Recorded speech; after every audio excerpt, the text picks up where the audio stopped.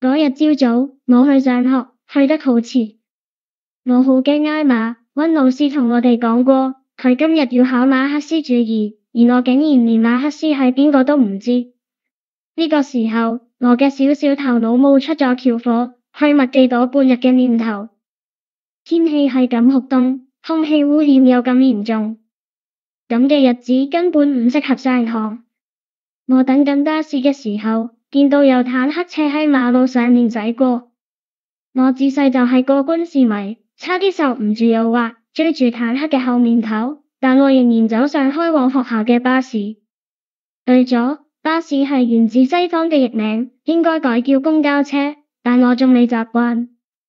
整條門內有個報紙攤，我經過嘅時候，見到好多人企喺攤前睇報紙。呢幾年最暢銷嘅報紙係《大東報》，關於國家嘅情報、黨嘅政策新路線都以呢份報紙最為客觀同精準，公信力第一。有啲大人發出咗哀悼般嘅嘆息，我邊跑邊諗，又有咩壞新聞啊？當我經過操場嘅時候，校工朝我高喊：小同志，新年好！我怔咗一怔，並唔係因為佢嘅話唐突，而係因為佢嘅普通話太難，念6個字發音全錯。老校工搖頭嘆息，喃喃自語：校長已規定，只准講普通話。老實講，成段話嘅意思我都係估出嚟嘅。我瞪咗佢一眼，就上氣唔接下氣咁跑入班房。我遲到咗，溫老師已經喺班房入面，同學哋已經整整齊齊搭安坐。班房外面靜得好似喪禮嘅會場一樣，我偷偷溜入去，只係企喺門外，微微發抖，露出害怕嘅眼神。溫老師望住我，冇生氣，而係非常溫柔咁講：快啲返去座位啦！我哋嘅小同志，好快就要開始上堂啦！我低住頭，穿過座椅之間嘅空隙，即刻坐到座位上。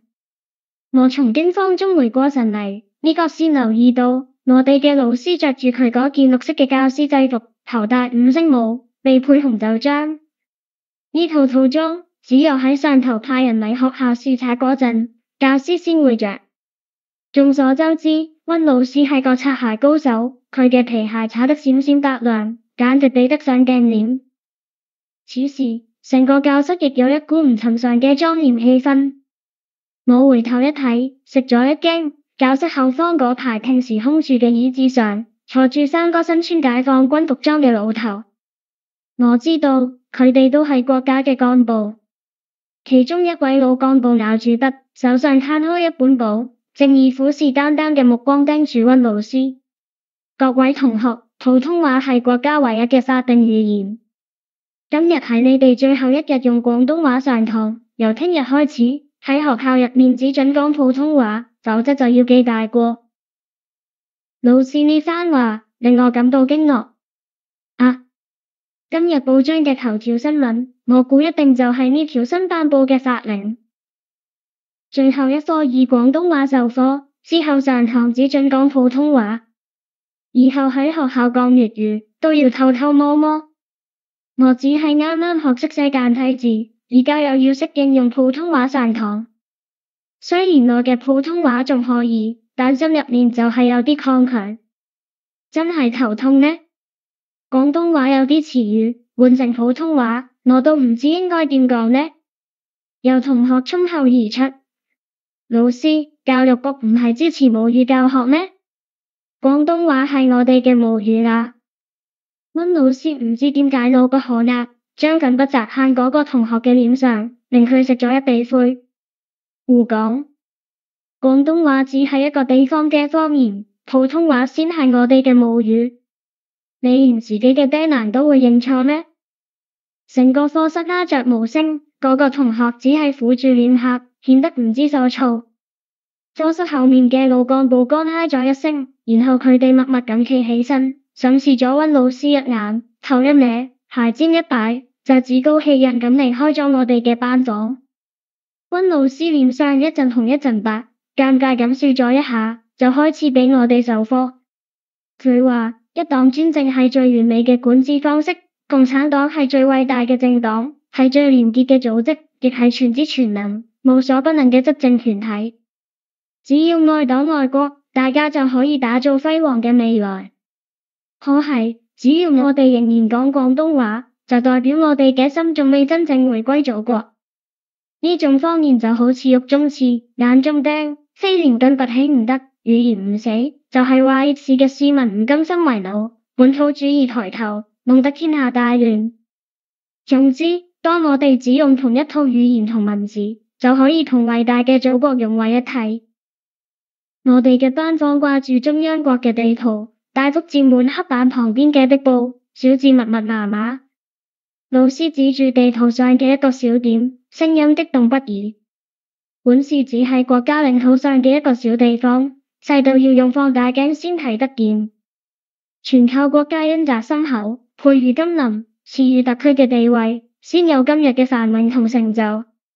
老師平日都教你哋唔忘本，要做個知恩圖報嘅人。特區政府俾我哋學普通話，簡直係一種皇恩浩蕩嘅福氣。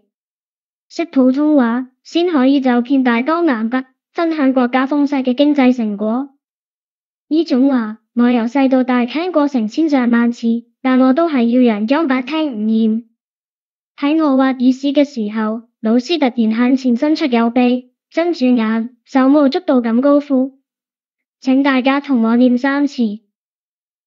我愛國家，我愛國家，我愛國家。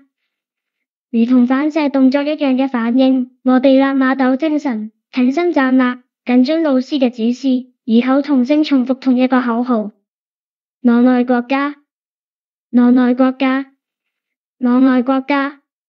本是喺30多年前回歸祖國，當年我仲未出世。我問過大人當日嘅情況，佢哋都露出諱莫如深嘅笑容。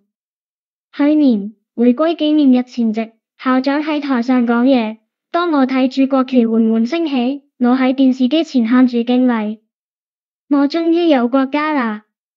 回歸前我無家無國，回歸祖國嘅懷抱之後，我終於有國家啦！我睇升旗，唱國歌，仲係體會唔到嗰種熱淚盈眶嘅心情。有時我覺得自己太冷血啦，係唔係我被寵壞咗？我可唔可以唔想被當成一個身喺福中唔知福嘅笨小朋友？我希望長大之後可以變得同大人一樣，一見到國旗就會自動流淚，連手機鈴聲都要換成壯志激昂嘅國歌，咁我先可以領到獎學金。課本都係淡寫嘅，冇自由行，逆市早就完蛋啦。全靠祖國夯本是釋出含金量豐富嘅陽光，解救咗本地經濟下行嘅巨大風險。本是出生率全球最低，多虧祖國持之以恆嘅移民政策，日日輸入年輕嘅同胞新力軍，先解決咗人口老化同勞動力不足嘅社會問題。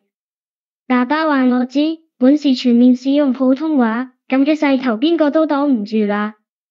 滿街嘅招牌，公眾地方嘅警告標示，政府公文、大學試卷方方面面，都唔經唔覺變成咗簡體字。